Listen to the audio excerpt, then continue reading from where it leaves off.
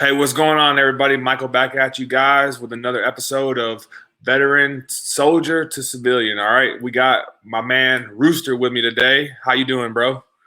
What's up, man? Not much, man. Appreciate you being here today. So, if you don't mind, go ahead and introduce yourself to the listeners. Give us a little bit of background story on you and why you may want to join the military. Give us a little bit of preface on where you served at, what was your job, and sort of the first couple years of service, if you don't mind. Yeah, so I'm Denny Katona, otherwise known as Rooster. Um, so I started in the military in the Pennsylvania Army National Guard. Okay. Um, my dad served in the Army. He was a Korean War vet. Uh, Both my brothers were peacetime uh, veterans from late '70s, early '80s. I kind of came along a little bit later. So joining the military was just kind of something that you did, right? Okay. As a male in my family. So um, at the time, I was a junior in high school, typical teenager, and I kind of wanted to get out of my house for the summer. So Yeah. instead of so I did the split option thing while I was still in high school. So instead of my dad yelling at me, I had a drill sergeant from Fort Benning yelling at me. So it Okay. worked out well. But yeah, so served part time in the Army National Guard as a tanker for 7 years, and kind of got talked into, and I enjoyed it, but got talked into the active guard side of the house, the AGR side of the house, Okay. and I served for 2 years as a AGR guard recruiter. Was successful at it and everything like that, but this one day I was going into work, and 45 miles from where I stood, a plane crashed in a field Jeez.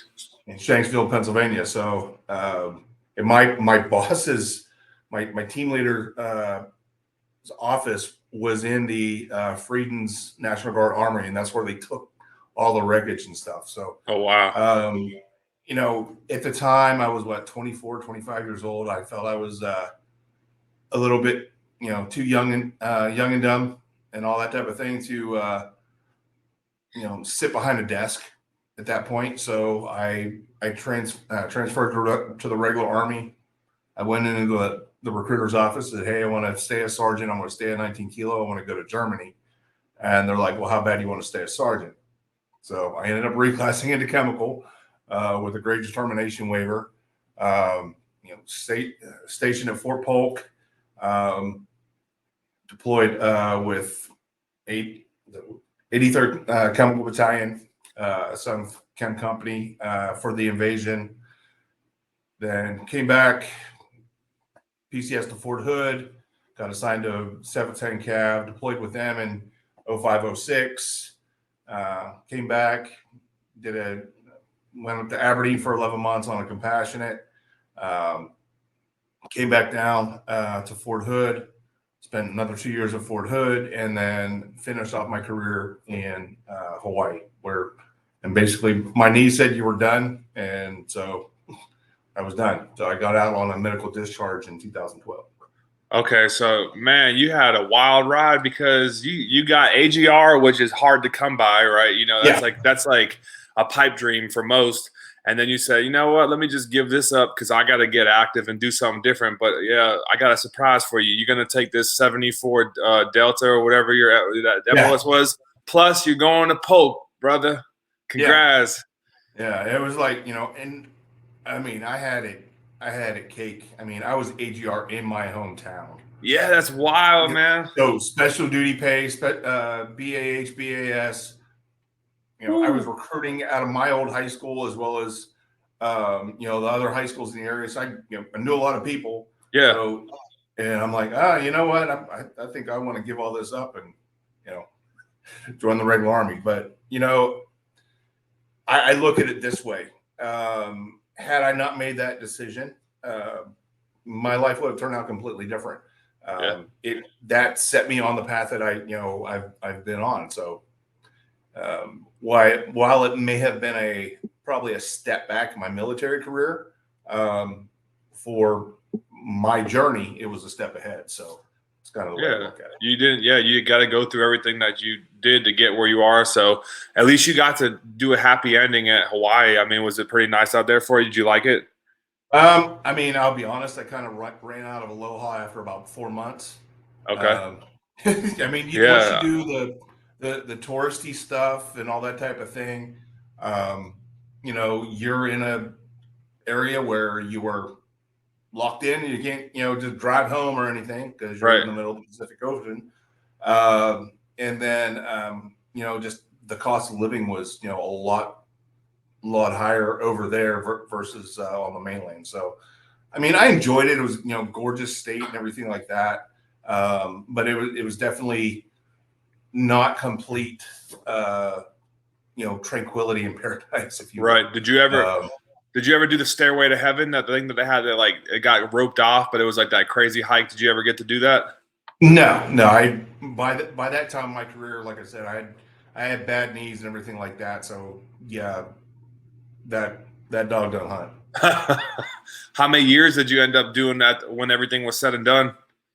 So for towards retirement, I think I was just under 14 years or just over 14 years Okay. with everything combined. But technically, I was 19 years. But for retirement and everything like that, like I said, it was 13 or 14 years. Okay. Not bad. Did it go by fast for you, or did it kind of drag? I mean, I think there were highs and lows, right? Yeah. But by and large, I think it went very, very fast. Okay. I kind of blinked and it was done. But I mean, there were highs and lows, right? So Yeah. sometimes things were going real fast. Other times it just kind of drug on. Right. Did you know what you wanted to do when it was your time to depart?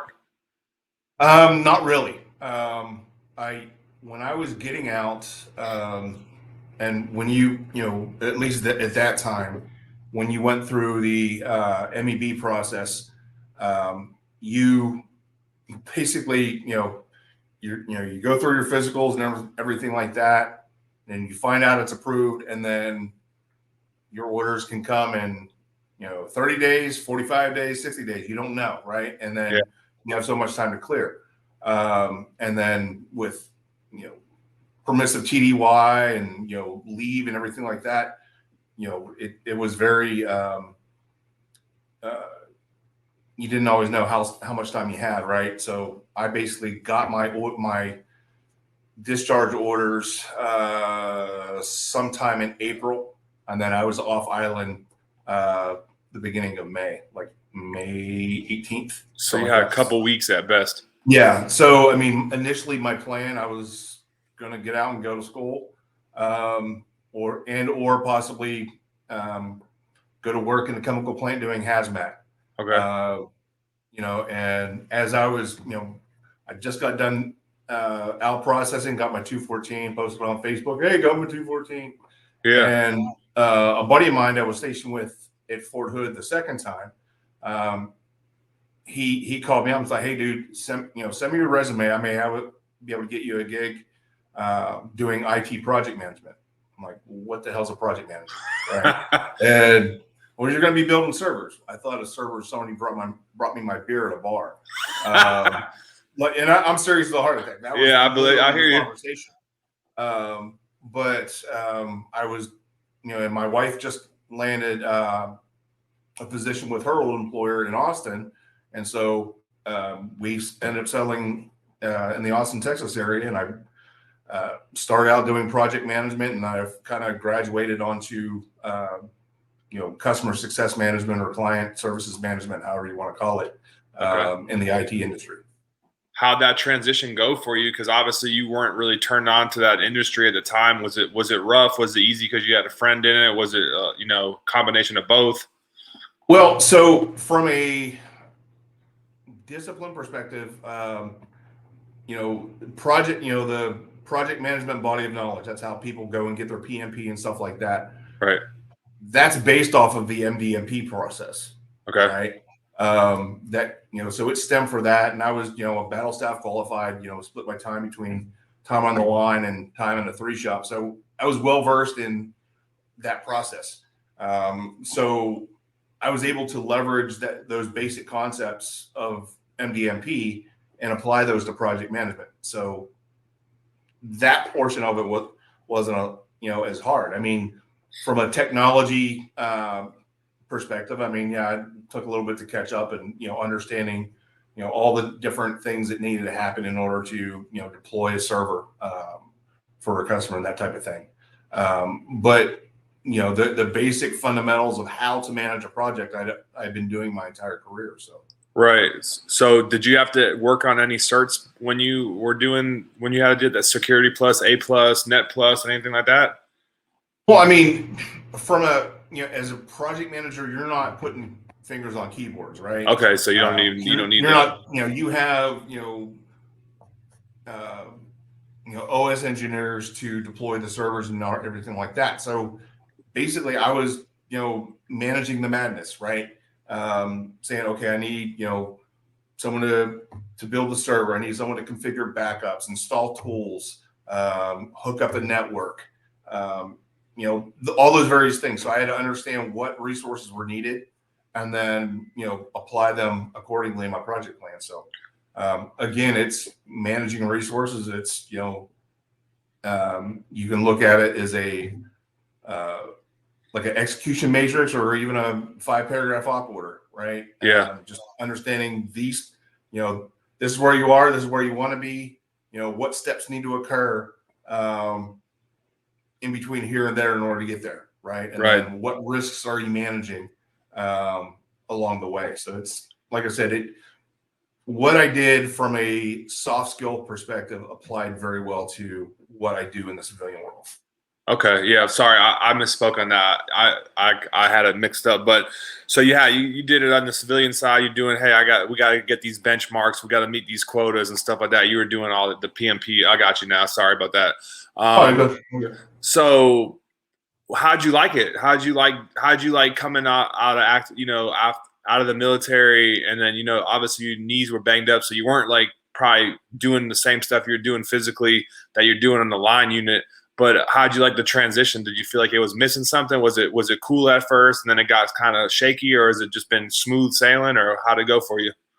I mean, from a work perspective, my transition, work and career perspective, my transition has been a lot smoother than a lot of other veterans face. Right? Yeah. I was in the right place in the right time and was able to, garner employment, and literally one employment opportunity led to the next one, right? Because folks that I worked with at the first place are the ones that wanted me to come work at the second place, and then so on, to where I am now. So from that perspective, transition was easy. But I think what a lot of veterans face, it's not just career transition that's the hard part, right?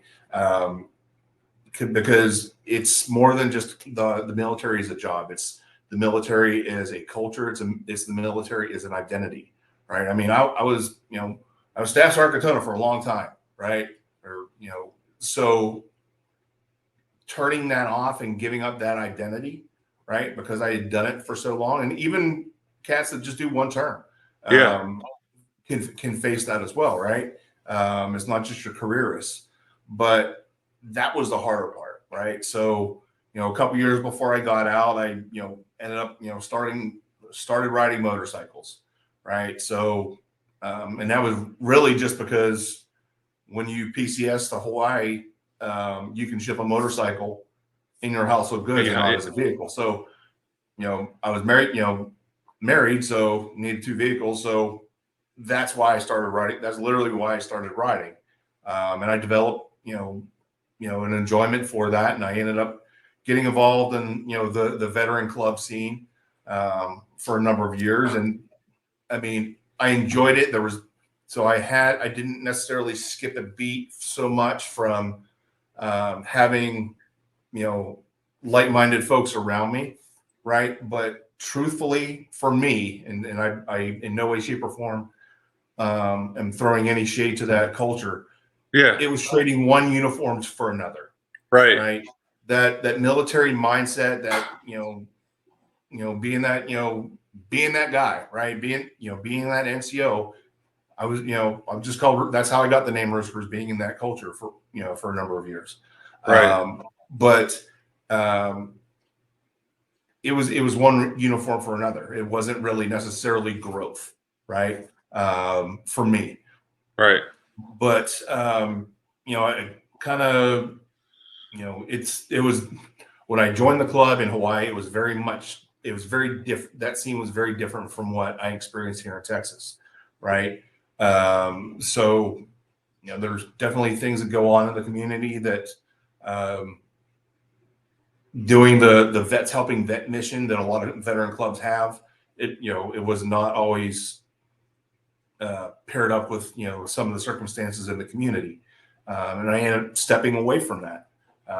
And then I found myself really in a really dark place, because I felt like I was failing my club, but I had to do this for me. Yeah.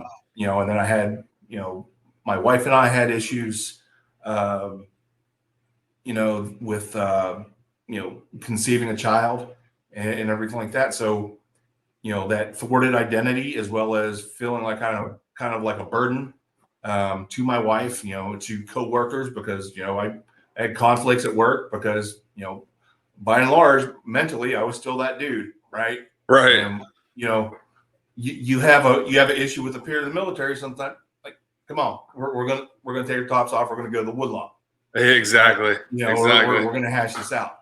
And that mentality does not always work out well, in the civilian workforce. Even not getting physical, but just having that aggressive mindset. Yeah. It doesn't always work out well. No. So, but eventually I found a passion in, again, having that helping veterans mentality, right? So I ended up forming a nonprofit, and it was really focused on finding a post-military passion and purpose, right? And recognizing that our time in the military is just a chapter in our book. It's not the whole book, right? Right. What comes next? You turn the page, right? So I spent 6 years, kind of cultivating, that concept of emotional transition, leaving that identity of Staff Sergeant Katona behind, and figuring out who was Denny. How can I continue to make a positive impact upon the world, right? Right. That's kind of how I developed that philosophy. So I did that for a number of years, and just I've had some health issues along the way, where I was like, okay, well, I kind of need to come to a decision. What is most important in my life, right? Most important is my family. Right. Next important is providing for my family. And I've kind of stepped away from that as I'm going through this journey of health issues. And I'm honestly, I'm a lot happier now. I'm a lot stressed, a lot less stressed, in my everyday life. And it's, I feel like I've kind of come full circle to knowing who I am and my place in this world now. Right. And again, it's a process, right? A lot of veterans struggle with it, right? Because you have traumas, you have survivor's guilt, right? You have all these things that kind of can fog up your view, and it's important to pursue that path of healing, to address those things, so you can live, right? Not Right. just Yeah. exist, but live. So that's always what I've tried to convey. So you were going hard when you got out, doing everything, try to fill that void. But it seems like a commonality between a lot of veterans is they don't take the time to just like decompress and be like, all right, what do I do next as Michael, not Sergeant Daly? Do I go to school? But it's like, man, sometimes you don't have enough time to figure that out. Like, say someone that might have been in the Army for 4 years, one-term soldier, they didn't get an MEB board. If they don't have that school lined up, or they don't have a job lined up, they're going to be without money, waiting to figure out who they are. And that's not going to be a pretty sight. You know what I mean? Unless you're sitting somewhere and getting everything taken care of, that could end up to be a world full of hurt real fast, right? Yeah, absolutely. I mean,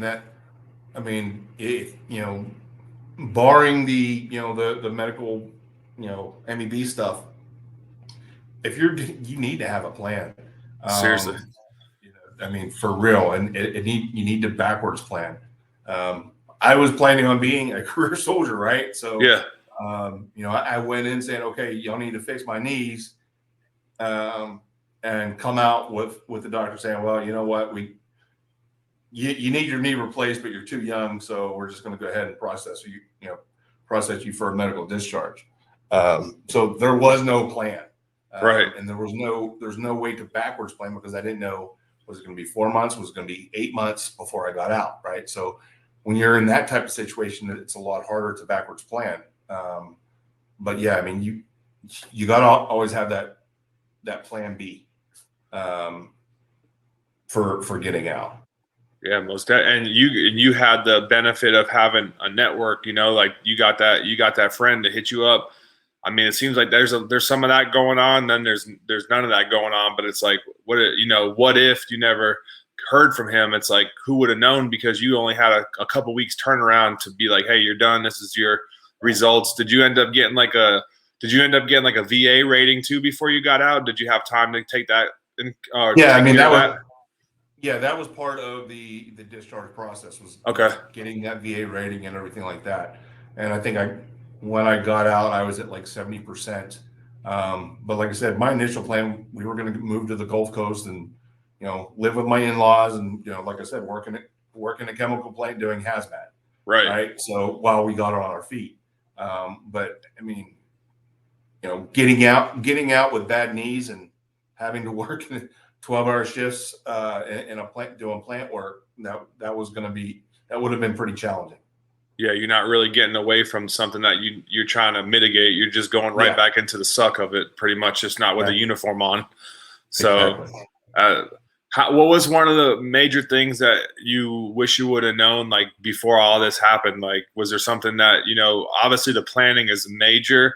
I talked to Orlando. He was a sergeant major, 32 years in. He said he was planning that 20 years to get out. So he was already networking. That's 12 years before he even got out. But it's like, even for someone that did 32 years in the military, he's like, that still went by fast. And he's like, man, I had to become Orlando. I had to figure out who Orlando was, because for some, even you, if we join the military when we're 18, even if you get out when you're 25, 26, you're almost that's a whole different being almost. It's a way different. Yeah. So Yeah, and I think the biggest thing is, I mean, again, I don't know what it's like now in regards to, from what I understand, it's improved, but taking care of your mental health, seriously. um, before starting that process, starting that healing journey before you get out. When I definitely had, trauma and everything like that, from deployments, but I never really thought about it. Right? Yeah. I was go go go. Right? Right. And that high op tempo of being an NCO, being a leader, you it was avoidance, it was distraction, whatever you want to call it. But I never considered doing it because I heard horror stories of cats losing their clearances and everything like that, and I was like, no, I'm a career dude, right? And plus, getting away for appointments, I mean, that's something I never did, right? I Yeah. rarely Yeah. took care of myself physically and or mentally when I was in. But a dude I knew in the club, he was actually a doc, right, or actual Okay. medical officer, and he's like, dude, you need to go to mental health, behavioral health, get evaluated, and started getting treatment. So I went. I was diagnosed with PTSD, and literally, as I was doing that, my soldier I had, he came to me. He was the last soldier I took to the promotion board. He's like, hey, I got an opportunity to go deploy with 25th Aviation Brigade. Should I go for it? To Afghanistan. I'm like, well, there's goods and bads, with the deployment, but I mean, it's definitely will enhance your leadership, Yeah. experience, doing that, right? So he volunteered, got selected to deploy. And then he ended up getting killed in action in April 2012. And I mean, that's the the dude that said, yeah, go ahead and deploy. You should do it. Getting killed in action. That was Damn. pretty rough for a long time. Yeah, sorry to hear about that. That because like, man, it's like it's like you almost would have think that you did wrong, but man, you just try and be the best leader you can for them. It's like you don't want to be like, nah, don't go, because like when we're in the military, like you said, we're all right. You just gotta be. It's like you're a hard ass or you're a pushover. Which one are you? It's not really in between. It's not like, oh yeah, man, I gotta treat them like no one knew about getting out the military. You're not gonna say, nah, man, go get a 6-figure job. You can get out of your contract right now if you get it signed by the commander. No, man, you're gonna go to SRP. Don't say nothing. Keep your mouth shut. Get through all the stations and let's go, man. It's kind of like that. And you're combat arms, so it's like you even got that more close knit. And really, a lot of people that are in that combat arms, that's what they joined for. They want to go over there and do that. You know what I mean? It's not like they want to sit around and sit in the tower all day. No, they're trying to go over there and get busy. Yeah, and but I mean, having being diagnosed with PTSD, developing survivor's guilt, those were things that definitely affected me in a lot of ways I would not have expected. Okay. And so I got diagnosed by the Army, and then the VA said it was non-service related anxiety, and I, kind of, That's crazy. So I didn't seek mental health treatment, right? Why? Because you were just discouraged by what they came back with, essentially? I was discouraged. Yeah. And I was getting to a point where I'm like, I actually went back to the VA, and there's a gnat in here. It's driving me nuts.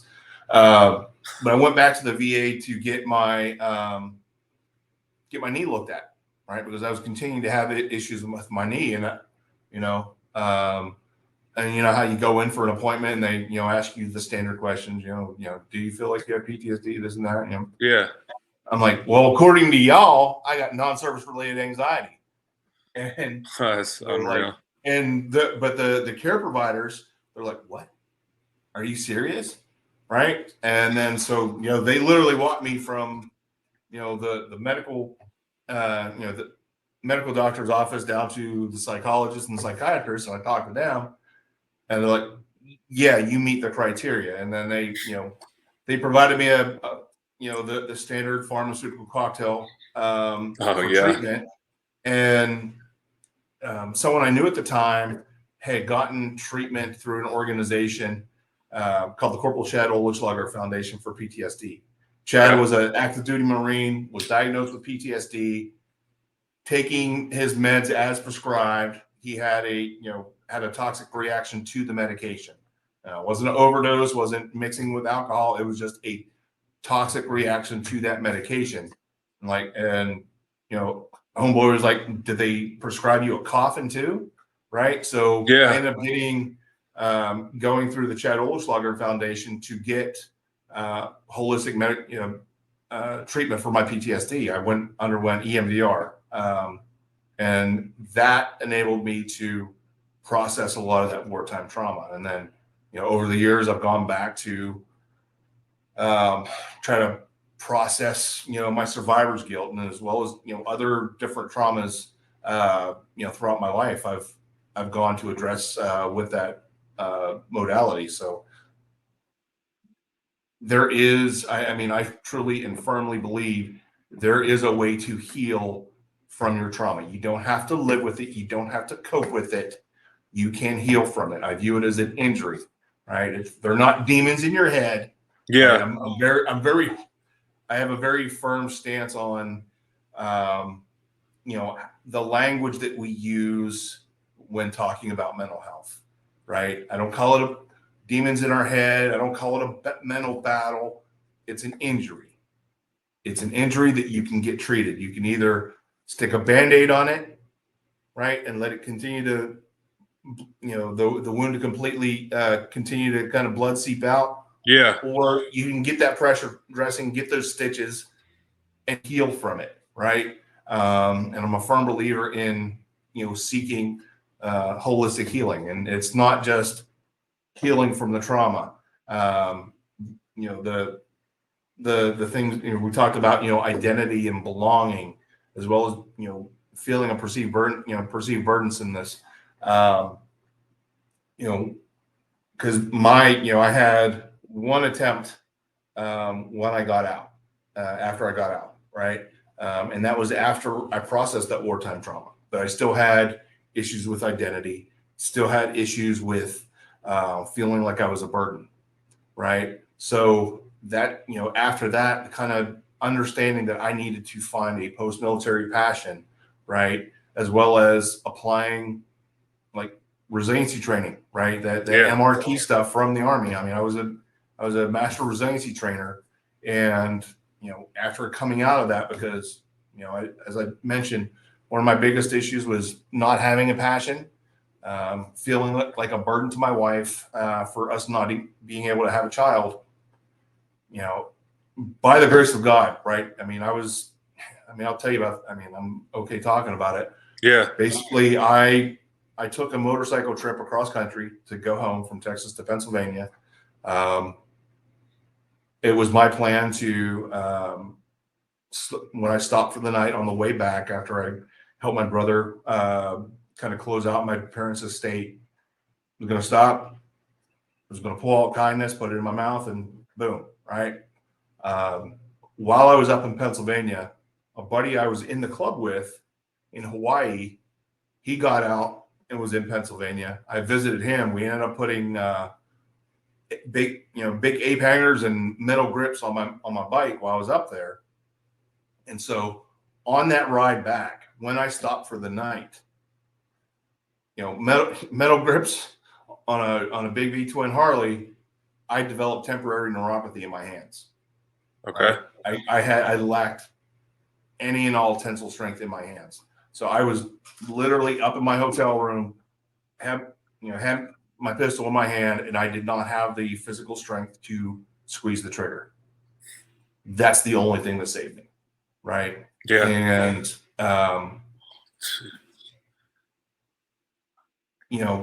come back. So don't try it again. But I eventually developed the work that I was starting to do that would become the nonprofit.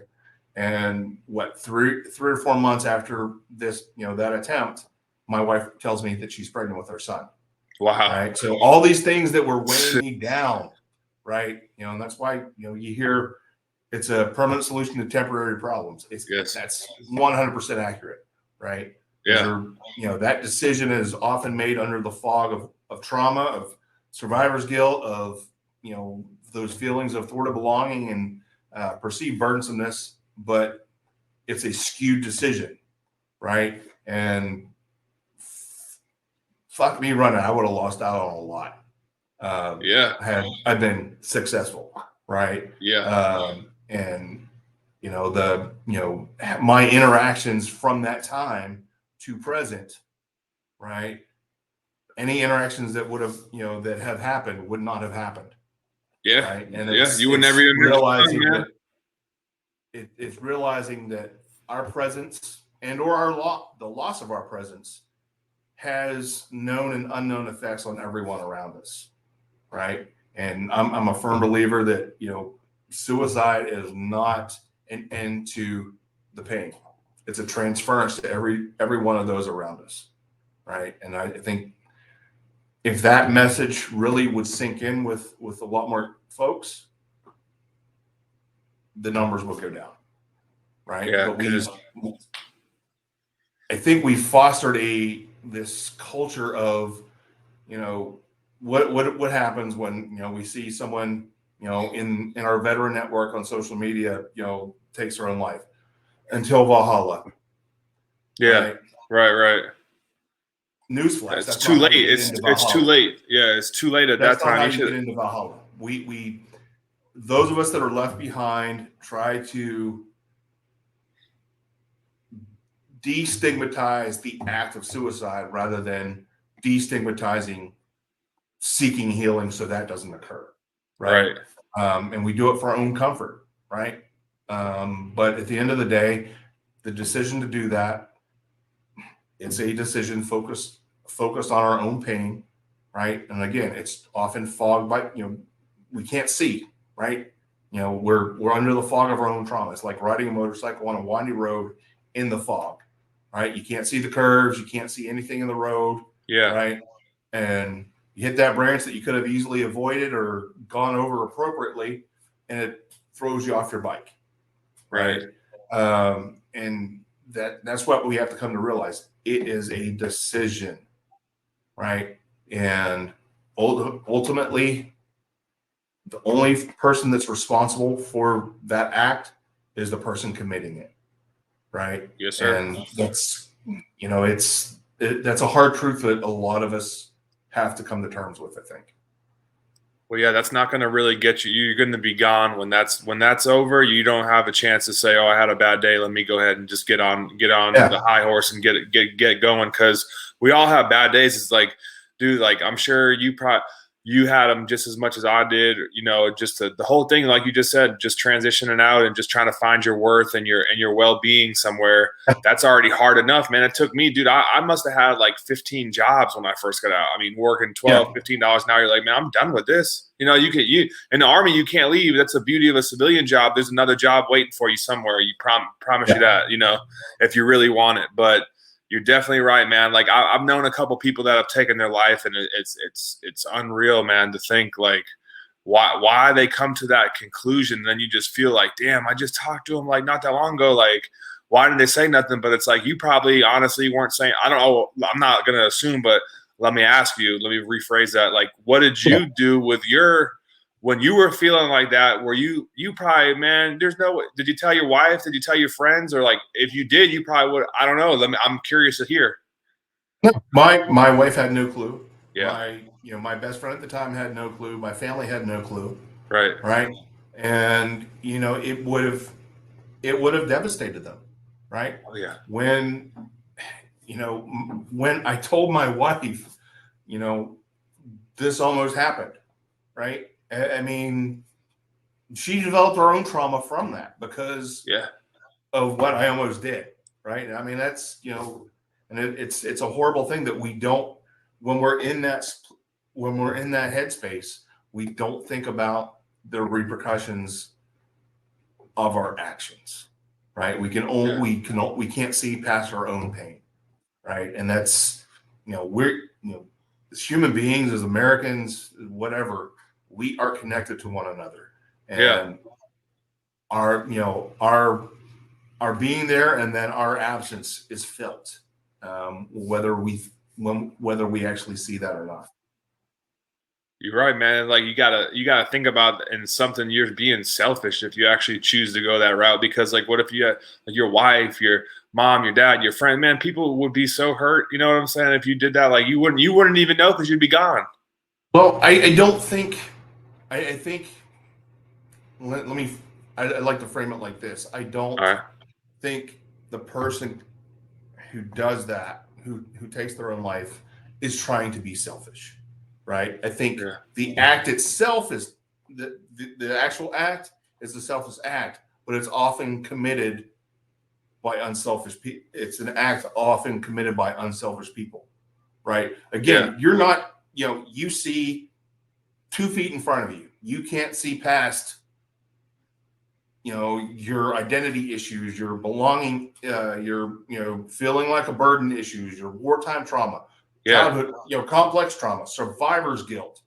You can't see past any of those things to be able to comprehend how in reality your absence of you doing that will affect others. You literally cannot see, right? I mean, because I Yeah. was thinking my wife would be able to find someone else that could Right. give her a child, right? That was my line of thinking, right? It was skewed as all hell, right? Yeah. But it wasn't me trying to say, to hell with my wife. I can't take it anymore. It was Right. no, it was me trying to say my wife will be better off without me, Right. right? So it's not the intentional, it's not a conscious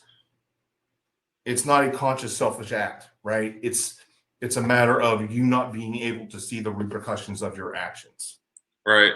What do you think was harder, going to war physically or going to war mentally when you dealt with all that? I mean, it kind of two different opposites attract, but kind of the same as well. They go to work or go to war.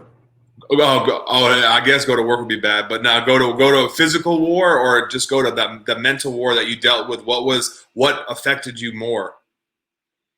I think both affected me in different ways, right? Yeah, I don't think you can, on a graph, say this was more impactful than the other, right?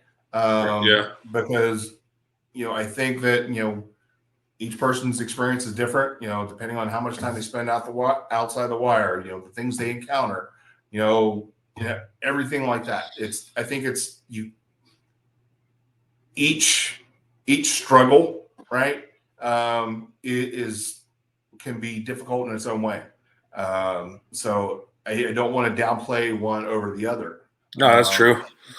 But it's the you know I mean, again, there are all those struggles, that attempt, right? Again, that has led me to where I am now, right? That led me to the work I did for those years, right? And it was, there were positive outcomes of going through that.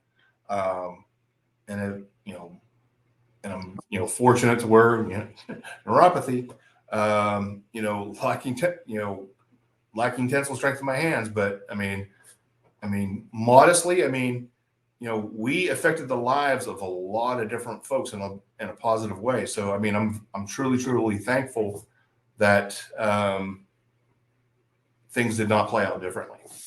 Same here, man. We would have never been able to meet, and you can't I tell know. this amazing story. So you definitely meant to be around, man. That was definitely not the answer to your problem. So glad you didn't go that route. Yeah.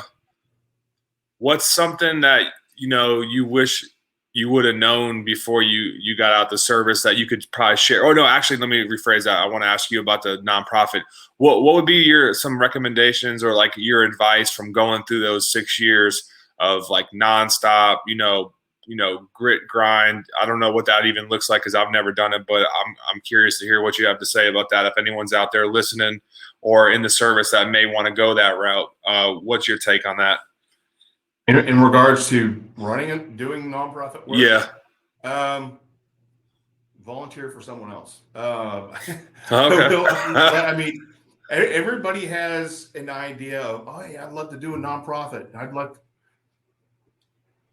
The nonprofit isn't just the passion pursuit, right? There is a business aspect, right? Right. There's fundraising, there's marketing, there's you know, you know, all this other stuff that takes up your time as a leader, a business leader, from doing the actual passion work, right? And it can be exhausting, and that's one of the biggest things if you're doing doing that type of work. Time management, spend time with your family, right? Yeah. And because that was one of the things, right? When when I got out, when I'm in, I'm balls to the wall Army, right? I get out, I'm balls to the wall club for a number of years, Right. right?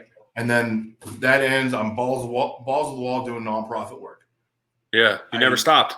I never stopped, and I did not take the time to discover my true passion of being a husband and a father. And it was right there in front of me the entire time.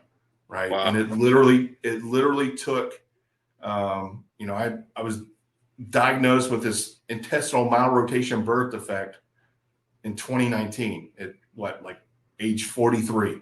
Wow. Right. And yeah, and that started a nut roll of, major surgeries to where, I was at the point where I had a huge surgery in 2021 where, it took me months upon months upon months to recover. And I'm like, you know what? I cannot run an organization. I can't do the chief executive work, do the operations work, the financial work, the marketing work, the product design work, the Yeah. event planning work, wearing all these hats be a husband, be a father, and have a full-time job and heal from this major surgery. I could not physically do it anymore. And that's the point when I stepped away. And that too was an identity crucible, right? Giving up that role as an organizational leader and leader in the community. I mean, I've largely unplugged from the community, just not because of, oh, hey, I just don't want to do anything with it anymore. It's more, I'm having these health issues. I can't get out as much as I'd like. But, right. And I started to realize, wow, my true passion is to be a husband and be a father, right? And that's where I'm finding the greatest meaning in my life, from whether it have been the Army, being a biker, being a nonprofit leader. The most impactful role that I can have is, again, being a husband and being a father. And now, again, the health journey's continuing. I mean, literally, 3 weeks ago, I was diagnosed with freaking intestinal tumor, right? But it would be very easy after the last 4 years of all these health struggles, kind of to go into that downward spiral, right? And so, I'm never gonna be better and this and that. Yeah, I'll be blunt and I'll be transparent. I am tired of daily pain, right? Yeah. But you know what? Going through the healing journey that I have, right? I can see outside my own individual situation and see I have a wife that I love and I care for, that I want to grow as old as I can with. Yeah. I have a 6-year-old son that idolizes me, God help him, and that I need to be there for. So that is my focus. That is what's giving me the strength to continue to seek treatment and get over these obstacles. Right, because you've already been through so much, man. It's like even me too. I got a 7-year-old son, and you're right, man. Nothing better than being a dad, dude. And it's you kind of got to get off your high horse to see that, because it's not about your kid just wants to be with you, man, and your wife, dude. Like, they don't give a damn about, like, yeah, we're still gonna do stuff, but it's like, man, I didn't have to, but I went contracting to try to get a financial gain because I couldn't get stuff shaken when I got out the military. And I was like, man, I'm never deploying again. And I deployed for like another 2.5 years as a civilian. But it's like, man, you don't want that life. I mean, nothing against people in the military with families, but we just know how it is, dude. You go to PT 6 o'clock in the morning, your kids are getting dropped off at daycare before you even go. Then they got to go to school, or they sit at daycare all day. You get off at 1800. Then they're going to volleyball practice. Man, I've seen it with my own friends. You've seen it. You know how it goes down in the military. Yeah. It's nothing against them. Just saying, like, what a beautiful opportunity you have now to enjoy yourself, man. What I'm saying? Like, I go at it. I mean, when I had that big surgery, I mean, that surgery was done at the Cleveland Clinic in Ohio. So my wife and I were gone for a month. Damn.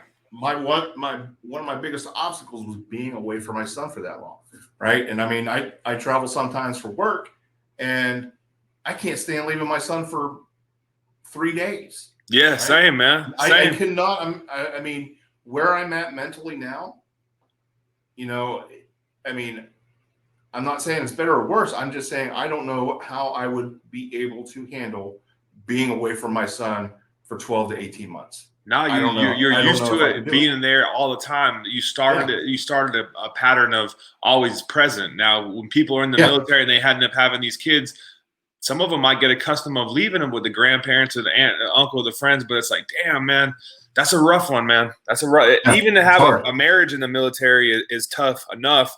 Never mind throwing kids in the mix. But man, salute to everybody that's out there making it happen and making it work and sacrificing and serving and everything like that, man. You got to give it up to them, because it's not easy. Yeah. It's not easy being us right now either, man. Like, we're not sitting around with millions of dollars and all types of things, because, man, you always struggle with, like, damn, I'm not doing enough, or I'm fat, or I'm doing this. It's like, man, it's hard to wear all those hats, like you were saying, because, like, what are you going to be, jack of all trades, master of none? Or are you going to try to, like, work on one thing at a time? Or are you going to try to, you biting off too much more than you can chew? You got to sort of, like, find what works for you.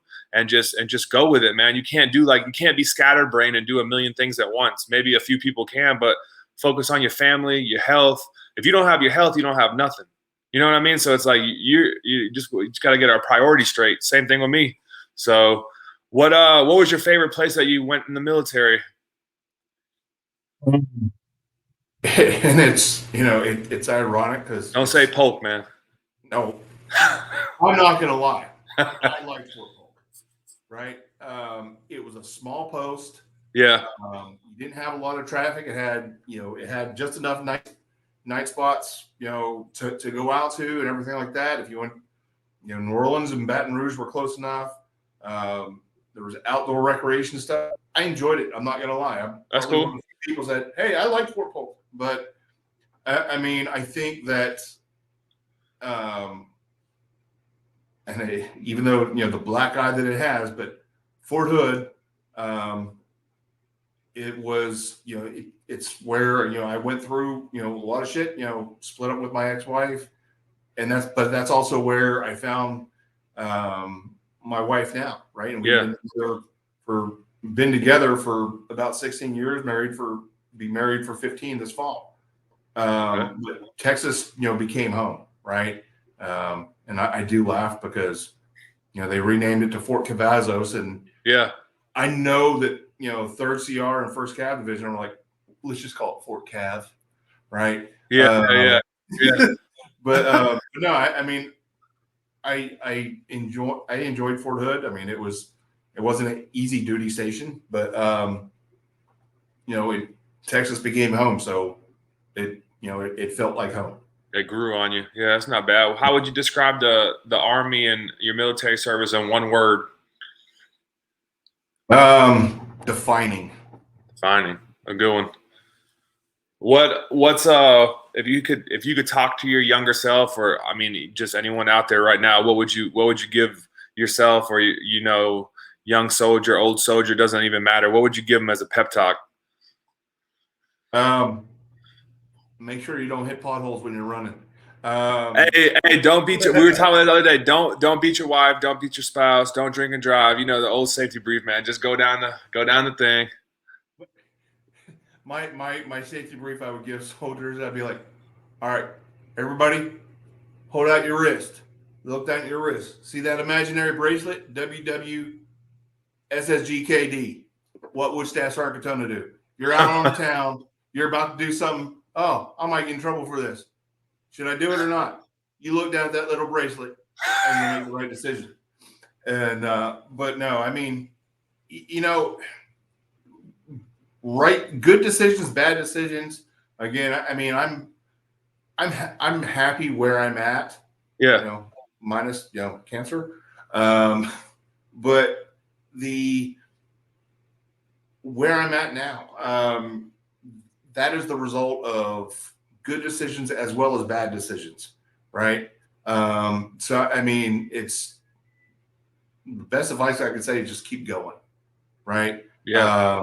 And keep pushing forward, because I can't say, well, don't do this, don't marry this chick. Yeah. That would have completely altered the course of my life, right? Because I probably would have gotten out, right? After my first term, would have went back to Pennsylvania, wouldn't have met my wife, wouldn't have my son, wouldn't have the career that I have now, and everything like that. So, right decisions, wrong decisions. I don't, as painful as some of those decisions, were, I don't regret any of them because they led me to where I am.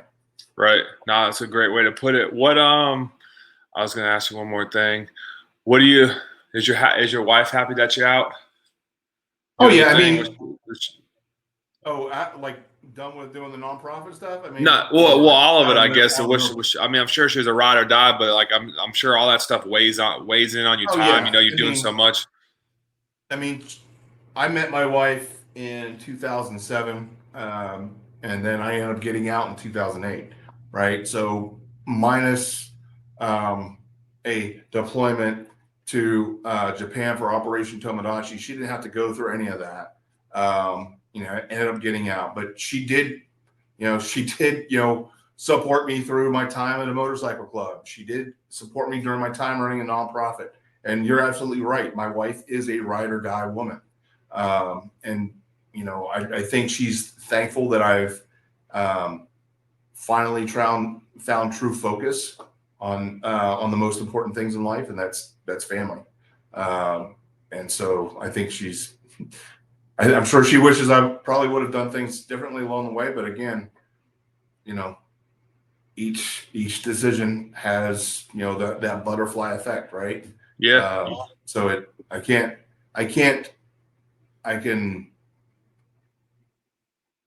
apologize, or I can feel bad about, you know, certain, you know, not being home for things, right? Or, you know, going off to do stupid shit, or whatever. But at the same time, it's led me to where I am. So I cannot regret any of it. Too easy, man. Said it great. Would you want to say anything, like just plug yourself in, or you want to talk about anything that you're working on, or you sort of sum it all up? You want to put yourself out there for anybody, or if not, it's all good, man. You've been great, man. You know, I never even met you before. I met you through Michael. You know, you knew him, but that's the beauty of the military, man. It's like we can have these conversations because you never know. We could have met in Hawaii, but it's no different, man. Yeah. But it seems like it stops when your service stop, it stops. But it's like you got to have people that are the glue to sort of pull it all together, because we all got friends. We all got people that you might still know, people that were privates. You might know people that were captains that are out, but it's like, man, you got to just check in on people, man. Just pick up the phone or something, dude. It's not even that hard, you know, but it just seems like it's not done that much. Yeah. I mean, it's, you know, back in March, I went home, I took my family home to Pennsylvania, and like one of my soldiers from Fort Hood ended up getting out. He had been living in Ohio, but he ended up moving to Pittsburgh. Okay. And, you know, I saw him for the first time in like 15 years, and it was Wow. great picking up.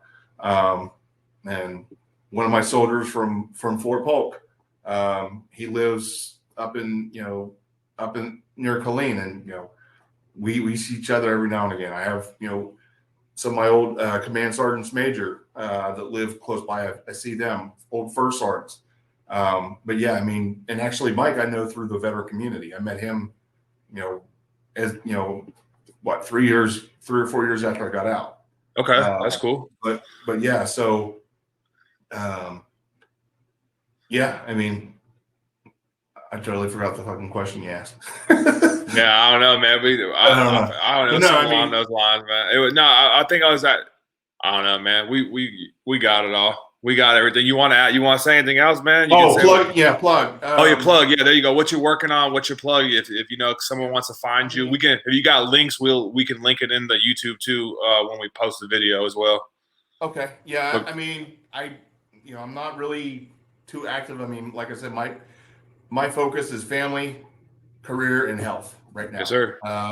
The only thing I have going right now and is, you know, like I said, I have this, you know, I've been called Rooster for a long time. So I do a lot of social media posting. I have, you know, a little merch line, resilientrooster.com. It's largely cock jokes on shirts. You know, like, you know, be positively cocky, you know, it's a joke, not a rooster. Don't take it so hard type of thing, you know, all that type of stuff. Yeah. But resilientrooster.com, and it's just really to give me something to wear, right? Because there you go. You know, I've kind of stepped away from just, you know, a lot of the veteran identity stuff, right? Because I feel like it was kind of stagnating me up here, right? So I've really tried to grow. Now, mind you, I'm 47 years old and still wearing T-shirts with cock jokes on them. But other than that, you know, but yeah, so that's why I got resilientrooster.com, Resilient Rooster on Facebook, Resilient Rooster on the TikToks, Instagram, all that type of thing. All right, too easy. So you don't like wearing the old PTs anymore around the house? About that. So picture a grinder and shoving ground meat into an intestinal sleeve to make sausage. Yeah. Like 15 pounds of sausage. Yeah. You know, a 5-pound sleeve. Yeah. I've I've bulked up a little bit since I've been out. So, hey man, you better get your clothing allowance from Supply, man, and order you I know, right? you get you some PTs, man. But nah, man, hey, I appreciate you coming on, sharing your story, being vulnerable, and just being honest. And I know someone's going to gain valuable information, and it's probably going to be more than one person. So if you know anybody out there, Rooster, or anyone out there listening that's a veteran or in the community that wants to talk about bringing each other up, that's in the military, sharing what you might have gone through, hey, don't hesitate to reach out. Hey, but I'll leave it to you, bro. You got anything else? Oh man, just lit. And I mean, we just passed Memorial Day, so I'm gonna leave it with this. How many times have you heard, don't thank me for my service and don't wish me happy Memorial Day? Yeah. No, fuck that. I'm not gonna, past generations of veterans like Vietnam veterans, the way they got treated when they got home, I am not gonna turn positive support from someone that's just trying to show support, not just thanking me, but thanking everybody that served, everybody that we lost, right? Be that conduit, right? Accept their gratitude on behalf of our fallen and live a life worthy of their sacrifice. Right? Yeah, I don't know why everyone gets so bent on that. I mean, so it's a good point, man. I mean, it's a good point to bring up because it's like, dude, just say thank you instead of be like, well, it's not mine or something, I mean, my standard response is, hey, I got free boots out of the deal. We're square, right? Yeah. I joined under the Free Boots for Hillbillies program, so there you go. It worked out. So, hey, man, well, I appreciate you sharing, and whenever you want to jump back on, and you're more than happy to, and I appreciate you, man. Right on, bro. All right, take care. Have a good night, y'all. Thank you for listening in. Too. Until next time. Later.